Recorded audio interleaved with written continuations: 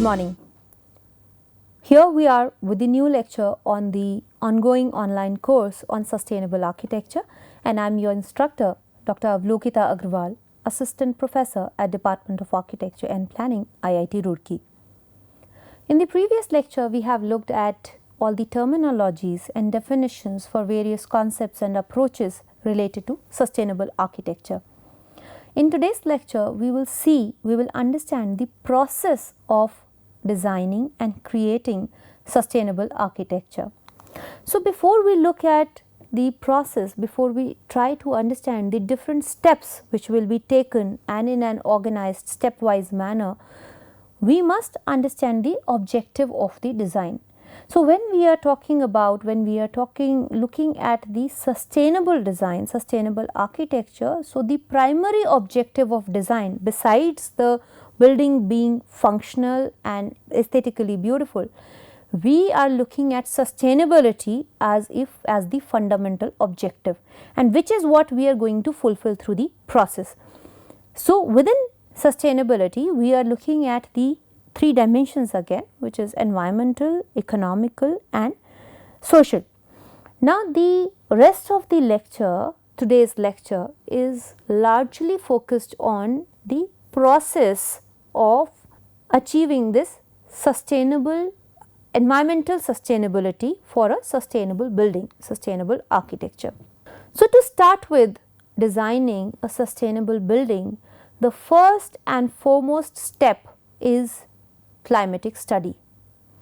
We have to understand the place and climatic conditions and understand the physiological objectives of that place. We have to understand how much sun is available, we have to understand all the environmental parameters. So, how much sun is available, what is the seasonal variation, what is the altitude, what is the range, what is the surrounding water bodies, the microclimate, the air, the direction of the wind which is coming, and all these components, aspects which form the climate of that place have to be understood deeply. Based on those climatic conditions, what is the physiological objective? So, for example, a hot dry climate. Now, there is very harsh sun in a hot dry climate. So, the solar radiation is very high. Hence, the physiological objective is to cut off the solar radiation, and hence you see in all the traditional architecture in hot dry climate that we have the shades, overhangs over the windows, overhangs over the walls, even roof, which cut off the direct sun. So, we have to understand the climate of the place and hence understand the physiological objective through which we can look for solutions. That is step 1. Step 2 is the study of site and surroundings. When I was talking about the climatic study, we were talking in general about the place where we are going to, for which we are going to design the building. Now, this is specific to the site and its surroundings. So, we have to look at the context. Here we are also looking at the local culture and tradition. What is the type of architecture which is already available, the type of architectural vocabulary which is available. We also have to look at the materials and resources which are locally available. So, we have to do a proper survey of the place to understand the type of material which is locally available, and along with the material, it also provides us with the skill set. Often people are trained to use these locally available material in a particular manner. So, we must understand the locally available resources, both tangible as well as intangible. Then we also have to look at the existing site features. So, what is the slope on your site, what is the available vegetation which is there a water body on the site, whether we have tall buildings around, whether we have buildings around or not, or whatever. So, the study of site and surroundings has to be done clearly. The next will be identifying the roles and responsibilities. Often the teams where the intent is good of designing a sustainable building, the projects fail because we do not clearly delineate the role and responsibility. Now, an architect cannot possibly handle all the rules. So, and in designing and delivering a building, there are many stakeholders who are involved. So, each one shall clearly be given a role and a responsibility in a stage wise manner, which should be done right at the beginning of the project, even before the designing is commenced, designing is resumed. Once we very clearly know the roles and responsibilities, we are going ahead with the design process. So, after the site analysis, understanding of the site and the surroundings, we will go ahead and look at the site layout and all the buildings which are available around and the ones which are proposed on the building itself. So, we are looking at the site layout, we are looking at the options of site planning as per the climate and site analysis which has been carried out in the previous steps. And then we look at options to optimize the siting of building and layout based upon the mutual shading of buildings from each other with reference to the climate and site analysis. Once we have done that, we will come to design the form and orientation of the building. So, we have to optimize the form and orientation based upon the climatic data, and in order to achieve the physiological objectives which have been identified as the very first step of the design process. And then we bring them together to fit the site context, because we have also carried out the site analysis. Once we have broadly decided on the building form and orientation, we then go on to select the relevant passive strategies. Now, these passive strategies are responding to the physiological objectives which we have identified. So, just as I was giving an example, if the physiological objective is of cutting the direct solar radiation, so we have different passive strategies which are available for different components of the building. If we are looking at the spatial component, provision of veranda is a passive strategy.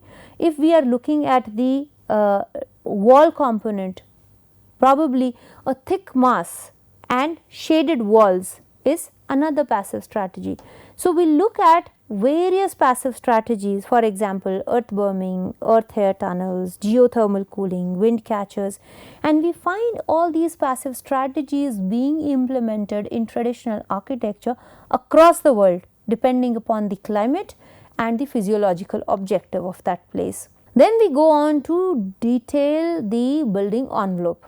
So, there are different points, there are different methods of designing the building envelope on the basis of their thermal insulation. One is the physiological objective, whether we need insulation. So, for example, in a warm humid climate, we do not need insulation. We require thin walls which are able to allow natural ventilation, a lot of ventilation. So, these terminologies may be required or may not be required in every case, but some of these may be used. So, for example, thermal insulation, for example, in extremely cold climates, insulation is required where the diurnal range and the difference between indoors and outdoors is quite high. Thermal mass, increasing the thickness of the wall where a lot of heat storage is possible. Air cavities, providing air cavities in the wall is again a sort of thermal insulation. Surface finishes, so light colored paints on the walls for climates where solar radiation is intense to reflect a lot of heat directly from the outdoors. Over deck and under deck insulation, green roofs, cool roofs. So, all of these are specific building envelope design components. So, once we have designed the building largely using the passive design measures of design, spatial design, we come to the individual component, say wall, fenestration, roof and all these components. So, each of these components, they will be designed with respect to the material which is going in, the arrangement of materials which is to be going in, and we use the building materials to deliver that. So, we know the amount of insulation that we require, but what kind of material should be used? Here we will then select the materials because we have already carried out the survey of the site. We have understood the site and the surroundings. So, we know what are the local materials which are available. We understand what are the materials which have lesser embodied energy and which also have lesser impact on environment. We have already understood all the terminologies related to these materials. So, we know the materials which have lesser embodied energy, which have lesser carbon footprint, which have lesser environmental ecological footprint. So, we understand what all materials are available and then we make an informed choice on selecting the right type of building material based upon our objectives of sustainability, functionality and aesthetics. Now, till this point we were working only on paper. We were gathering data, we were designing on paper, we were looking at how the different forms and orientations and arrangements would work out. So, all of this was on the paper, this was the design phase. Now, from this step onwards we start with the construction phase. So, this is pre-construction but post design, which is site preparation and planning. This requires a lot of management and planning before the construction commences. We are talking about steps such as soil erosion control measures, dust prevention measures. So, we can't just go on and start constructing on the site. We have to barricade it from all around to prevent the dust from going out, to prevent the noise from going out, reduce that, to protect the existing vegetation. So, we have to mark the trees which are present on the site, protect them, cover them. If they have to be transplanted, then properly remove those trees along with their roots and take them to another place. All that is before the actual construction begins. This is just site preparation. From where the vehicles would enter, how will their wheels be washed out when they go out, how will all that mechanism carry out, how the storage of construction waste will be stored. So, all of that is within site preparation and planning. Then this is continuation of the same thing. This is pre-construction, where we are talking about the topsoil preservation, the protection of existing site features, the barricading of the entire site and all of these. Now, once we have done the pre-construction activities, carried out them properly, we go ahead with the activities during construction. So, we have to engage in sustainable construction practices, which includes the dust suppression measures. Often construction is the biggest polluter in any city because of the amount of dust, suspended particles it generates. Because of the dust, the vehicles which are moving in and out of the site, they carry along with them. So, we have to reduce the dust which is generated on site. We have to control the noise which is generated from the site because of the huge machinery which is used, because majority of the buildings are huge, large buildings these days. So, a lot of noise is produced. So, how to control that noise? This is the planning has already happened pre-construction. At the time of construction, we have to implement all of these measures. We have to properly move the material and we have to manage the movement of material. The storm water management during construction, often we plan for post construction. Once the building is up and ready to move in, we know how to manage storm water, but during construction people do not think about managing storm water.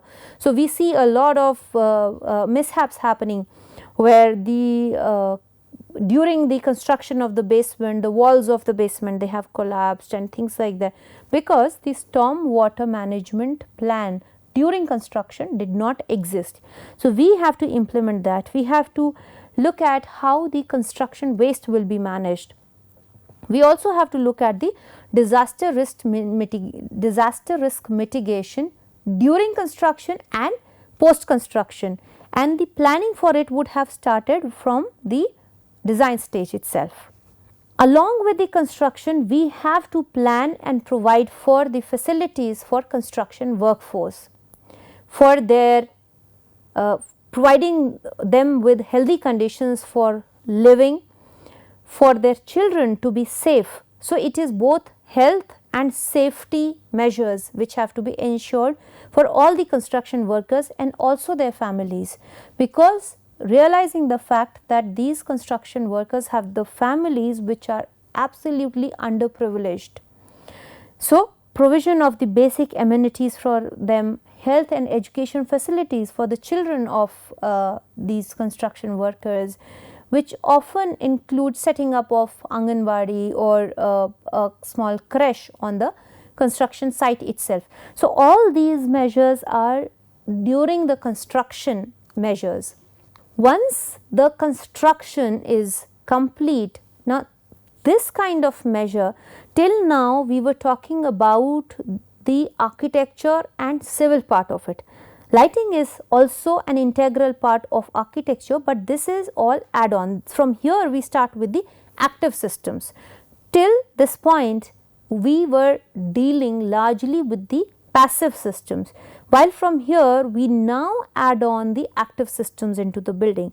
The designing for this lighting would be happening simultaneously while the building envelope and the entire building is being designed. But here the attempt is, the aim is to reduce the demand through passive design measures and then supplement whatever the left over demand is through active measures, say artificial lighting here.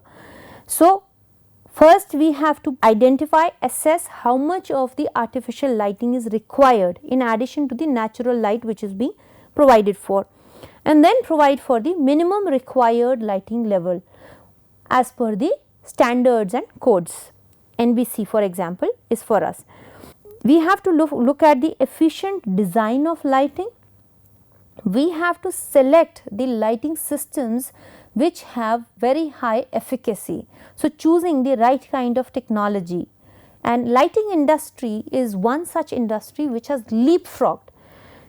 Almost 2 decades back we were largely using incandescent bulbs and the regular tube lights. Gradually we moved on to CFLs and now we are on LEDs. So, all this has happened very fast and it is still evolving. So, we have to select these systems which have very high efficacy. Along with the lighting systems, these days we have increasing use of sensors and controls within the system to improve the efficiency, of the entire lighting design. Besides lighting design, we are looking at the equipment and appliances which are going to be installed in the building over and above this passive system, again part of the active system. So, we are looking at the right sizing and capacity of these equipments and appliances to be used. We are looking at the higher efficiency equipments and appliances, and we also have to look at the procurement policy. For example, for a large campus where a number of air conditioners will be procured, we have to specify that all the air conditioners procured probably would be 5-star rated or 6-star rated, like that. So, that is the procurement policy that we are talking at the institutional level. Once all these appliances and systems have been put in place, we have to ensure that the indoor environment quality is maintained. This is operational stage of the building. We have to maintain the healthy environment. We have to ensure that the systems for ensuring sufficient amount of fresh air, ventilation and exhaust systems exist. We have to look at the options, alternatives which have low VOC materials and compounds being used. We have to look at less and less of suspended particles where the interiors remain dust free, and we have to also look at the acoustic control depending upon the type and purpose of the building that we are designing.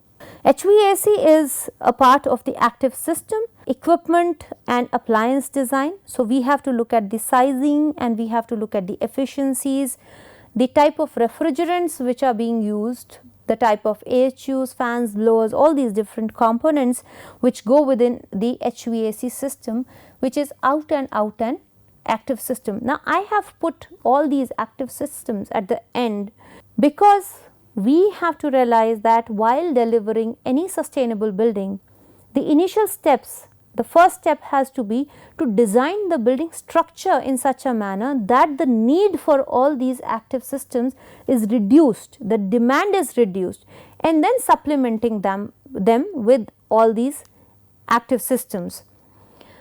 Once we have completed the building, adding the passive systems and the active systems onto it, we have to measure, we have to monitor and verify the performance of the building.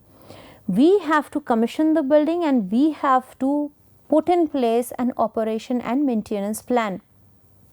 This is necessary because we have to understand, we have to know whether the systems which we have designed are performing as intended or not. If not, where is the problem, and correct that to bring down the energy consumption in the building and improve its energy efficiency. So, this tracking, measurement and verification becomes very important for any sustainable building, any green building. Anything that we are able to measure and monitor is what can be used to improve. If we do not know what is happening, if we do not monitor the performance, it will be very difficult to improve the performance of the building. Once this entire building is there, we also have to simultaneously think of the landscape design, the vegetation. So, we have to design landscape areas in such a manner that we reduce the amount of resource consumption for the maintenance of the landscape.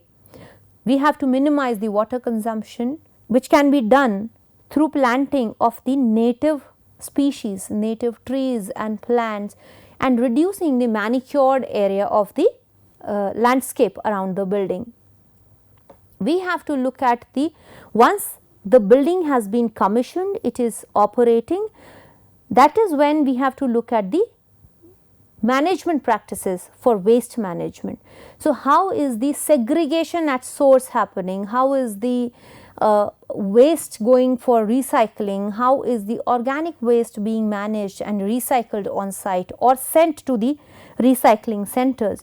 So, we have to look at waste management practices, we have to look at water management practices, how the rainwater harvesting. So, we might have designed the systems, but we have to manage, we have to run these systems.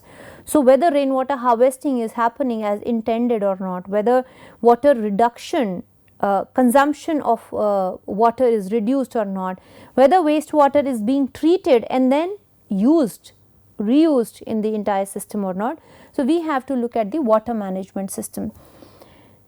Once all these systems are designed, we supplement them with the renewable energy system. So, we have already reduced the amount of energy, the demand for energy through passive systems and also through very high efficient active systems. Still, whatever amount of energy is required can be produced on the site itself with the help of renewable energy systems. So, that should be designed in the last.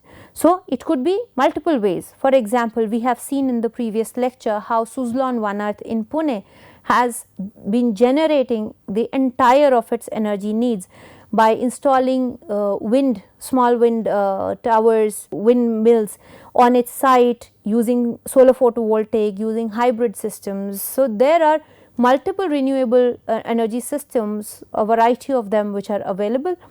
So, identifying the best one to be used, integrating them with the building and using all of them collectively to generate the amount of energy which is going to be consumed by the building. I will conclude my lecture here and see you in the next lecture. Thank you.